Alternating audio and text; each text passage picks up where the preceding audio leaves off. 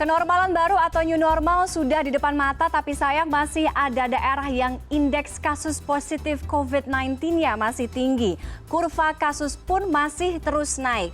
Saya ajak Anda, kita akan lihat bagaimana sebaran COVID-19 yang ada di Indonesia. Yang pertama, kita secara general dulu ya. Jadi ini adalah perkembangan kasus COVID-19 dari awal Juni atau selama periode bulan Juni, tepatnya dari tanggal 1 sampai dengan 10 Juni hari ini.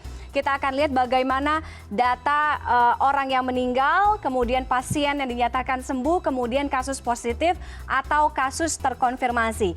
Di awal-awal Juni angkanya sebenarnya sudah cukup besar dengan adanya kasus terkonfirmasi ada di angka 467, kemudian pasien yang dinyatakan sembuh 329, dan ada penambahan, ini penambahannya ya, penambahan kasus meninggal dunianya 28. Tapi kalau kita lihat, Anda amati juga dari gugus tugas atau dari covid19.go.id bahwa angkanya atau terjadi penambahan kasus positif setiap hari. Paling tidak dari awal Juni, dari 1 Juni sampai dengan hari ini. Kita akan lihat ini datanya yang berwarna biru adalah penambahan kasus positif. Dari tambah 467 naik terus di angka 609, 684, sempat turun kemudian di tanggal 4 Juni, kemudian naik lagi. Pada tanggal 6 Juni kita sempat berpikir bahwa ini adalah pencatatan dengan rekor tertinggi. Tapi kemarin di tanggal 9 Juni kita dikejutkan dengan penambahan kasus positif yang tembus angkanya. Jadi ada penambahan kasus tembus angkanya di angka 1000, tepatnya di 1042. Bahkan hari ini mencatatkan kasus atau penambahan kasus positif COVID tertinggi sebesar 1241. Kalau tadi saya mengutip pernyataan dari Prof. Amin, ini kita belum dalam puncaknya. Bahkan angka tembus 1000 ini masih berpotensi atau diprediksi masih akan terus bertambah sampai 3 atau 2 minggu ke depan dengan penambahan kasus yang bisa saja di angka atau di atas 2000 kasus. Ya, jadi ini belum mencapai puncaknya. Tapi seiring dengan penambahan kasus yang terjadi ini juga salah satu indikatornya adalah tracing masif atau tracing agresif, yaitu pemeriksaan kesehatan yang juga jumlahnya atau pemeriksaan kesehatannya dilakukan juga semakin masif atau semakin banyak. Angka pasien yang dinyatakan sembuh pun juga angkanya setiap hari ini terus bertambah. Kita lihat beberapa hari terakhir saja atau 3 hari terakhir dari 406 orang yang dinyatakan sembuh, kemudian angkanya naik 510, kemudian naik lagi 715 ya. Lalu kita akan lihat berikutnya, kita geser, ada 5 provinsi yang masuk ke dalam daftar provinsi dengan kasus COVID-19 tertinggi selama periode bulan Juni ya. Jadi 5 provinsi tertinggi ada di ibu kota DKI Jakarta, masih di urutan pertama. Kemudian angkanya juga cukup beda tipis dengan Jawa Timur beberapa hari belakangan. Kemudian 3 Jawa Barat, 4 Sulsel, Sulawesi Selatan, dan yang kelima Jawa Tengah. Kalau dari total, Jakarta, ibu kota, menyumbang 1/4. Jadi 1/4 artinya 25,3% dari total kasus COVID-19 yang ada di Indonesia. Begitu juga dengan Jawa Timur di angka hampir 20%. Jawa Barat, Sulawesi Selatan, Jawa Tengah 7,4, 6,6, kemudian 5,1%. Ini angka-angka yang pasien dinyatakan sembuh, kemudian meninggal dunia, dan juga sebagainya. Tapi yang bisa kita lihat dari 5 daerah atau provinsi tertinggi yang masuk dalam daftar provinsi kasus COVID-19 tertinggi adalah wilayah atau daerah yang sudah membuka keran relaksasi atau beralih ke PSBB masa transisi. Misalnya DKI Jakarta yang sudah mulai sejak 5 Juni kemarin. Begitu juga dengan Jawa Timur yang sudah berakhir PSBB di Surabaya Raya ya. Di Surabaya, tulisan saya mudah-mudahan kebaca ya. Kemudian Jawa Barat yang juga sudah sangat siap dengan penerapan atau pemberlakuan new normalnya per tanggal 1 Juni. Jadi 3 provinsi dengan kasus COVID terbesar di Indonesia adalah provinsi-provinsi yang sudah membuka kegiatan perekonomiannya, transportasinya, dan sebagainya. Sekali lagi kalau tadi Prof. Amin bilang, angka-angka ini, data-data ini berpotensi akan terus bertambah paling tidak sampai 2 sampai dengan 3 minggu ke depan, dan itu mencapai puncaknya, bahkan angkanya bisa penambahan yang terjadi setiap hari bisa di angka lebih dari 2.000 bahkan mendekati 3.000 kasus. Oke, berikutnya kita lihat angka penyebarannya masih tinggi, tapi fasilitas publiknya juga sudah mulai dibuka. Jadi relaksasinya mulai dibuka. Nah, salah satu media yang ada di Michigan, ini bernama MLive di Amerika, meminta 4 ahli public health untuk menilai risiko penyebaran COVID-19 saat menjalankan kegiatan sehari-hari. Paling tidak kita lihat ada 5 atau indikator penilaiannya untuk tingkat risiko ini. Yang pertama, ini dia yang pertama, kegiatannya di dalam atau di luar ruangan ya, di dalam atau di luar ruangan yang lebih berisiko. Nah, para ahli ini memperkirakan bahwa kegiatan outdoor atau di luar ruangan itu justru lebih safe atau lebih aman. Kenapa? Karena ada area terbuka. Siklus udaranya pun lebih terbuka.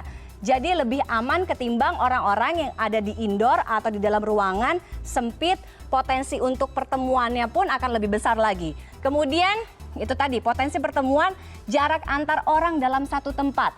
Kalau di outdoor, space-nya mungkin akan lebih besar atau lebih luas. Jadi untuk mempraktekkan atau melakukan physical distancing itu akan lebih gampang. Sementara kalau kita di tempatnya indoor atau di dalam ruangan, mungkin tidak akan sebesar outdoor. Jadi risikonya lebih besar. Kemudian waktu yang dihabiskan di suatu tempat. Jadi seberapa lama seseorang menghabiskan waktu di tempat tersebut. Taruhlah ya, let's say kalau misalnya kita ke kafe, nongkrong-nongkrong sama teman-teman, kan nggak mungkin cuma 30-40 menit, apalagi udah PSBB berbulan-bulan, jarang ketemu, sekalinya ketemu, mungkin pasti butuh waktu untuk ngobrol minimal paling nggak 1,5 jam. Kemudian kepatuhan mengikuti aturan, jadi kesadaran, tingkat kesadaran atau kepatuhan orang-orang di dalam tempat tersebut. Mengenakan masker atau tidak, menjaga jarak sosial, physical distancing atau tidak, mencuci tangan atau tidak, itu penting. Nah itu tadi, dan 5 tingkat risiko seseorang. Ya, berikut hasil penilaian risiko penularan COVID-19. Sebenarnya ada kurang lebih 36 yang disampaikan oleh MLive, tapi kami ambil sampel 4 diantaranya yang lebih dekat dengan kegiatan atau aktivitas sehari-hari. Jadi penilaian 10, jadi penilaiannya ini 1 sampai dengan 10, 1 yang paling safe ya, yang paling aman gitu. Kemudian 10 ini yang high risk atau yang berisiko ya, 1 sampai dengan 10. Kita akan lihat yang pertama. Oke, sebelum saya yang pertama, sebenarnya yang paling pertama adalah indikator atau angka 9 ada di bar ya. Ada di bar atau klub malam. Saya agak sedikit flashback kalau ngomongin soal bar atau tempat malam, Anda mungkin ingat di Korea Selatan ada kasus atau klaster klub malam di Itaewon di Korea Selatan yang setelah berminggu-minggu di Korsel itu tidak mencatatkan penambahan kasus baru. Tapi ketika keran relaksasi di tempat hiburan malam di distrik di Itaewon itu dibuka, bar itu dibuka, kemudian muncul bukan 1 kasus tapi lebih dari 100 kasus. Kemudian di Jerman pun ada bar shisha yang kemudian buka diam-diam sehingga berpotensi untuk terjadinya lonjakan kasus. Jadi kenapa bar ada di angka paling tinggi, itu sebabnya. Oke, yang pertama kita akan lihat di angka 7, ada sekolah. Jadi para ahli ini memberikan angka atau nilai 7 untuk tingkat penyebaran COVID-19. Karena misalnya kalau kita ngomongin sekolah, tingkat penularannya pun cukup berisiko tinggi. Banyak faktor misalnya, apalagi kalau misalnya sekolahnya itu anak-anak ya, anak-anak kecil, sulit untuk memberikan pemahaman mungkin gampang, tapi untuk prakteknya agak susah. Bagaimana mereka menjaga physical distancing ketika di kelas atau jam istirahat, main bersama teman-teman, dan di sekolah pun kan nggak cuma 1-2 jam, tapi misalnya paling tidak 4 jam. Itu yang akhirnya menyebabkan sekolah ada di angka 7. Kemudian berikutnya mall, begitu juga dengan mall. Secara psikologis mungkin orang ya gimana ya untuk berbulan-bulan gitu nggak keluar rumah, nggak window shopping, sekalinya itu dibuka semuanya langsung bejubel untuk datengin mall. Ya mungkin kangen jalan-jalan, tapi tingkat risikonya pun tinggi. Karena misalnya terjadi antrian ketika masuk ke mall di pengecekan, jadi susah untuk menjaga jarak, untuk physical distancing. Jadi sehingga tingkat risikonya ada di angka 5. Kemudian restoran beda-beda tipis nih sama mall, sama risikonya.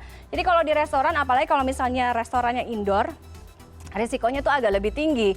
Karena tadi sirkulasi udaranya kan nggak akan sebebas kayak misalnya kita ada di restoran yang outdoor, ada di taman gitu.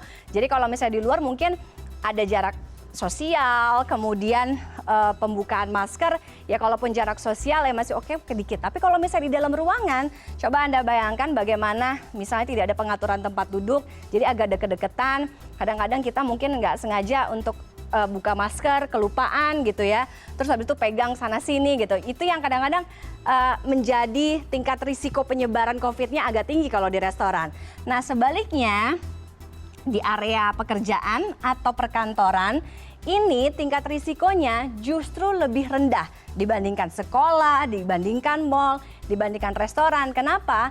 Kalau di kantor tingkat disiplinnya cukup tinggi karena ada prosedur, ada aturan yang harus diikuti oleh pihak gedung atau atasan, misalnya batas dari kubikel satu ke kubikel yang lain. Jadi misalnya meja kerja pun harus dibatasi, harus dipasangin akrilik dan sebagainya, kemudian harus cuci tangan. Kayak misalnya di kantor saya mungkin dari mulai masuk parkir sampai ke sini saya harus cuci tangan minimal 3 kali. Harus pakai masker juga. Hal-hal seperti itu akhirnya yang mengakibatkan atau menyebabkan bahwa risiko penularan di kantor itu lebih rendah dibandingkan di sekolah, di mall, dan juga restoran. Tapi intinya itu semua kita tetap harus mengikuti protokol kesehatan, cuci tangan, wajib pakai masker, dan tetap menjaga jarak sosial.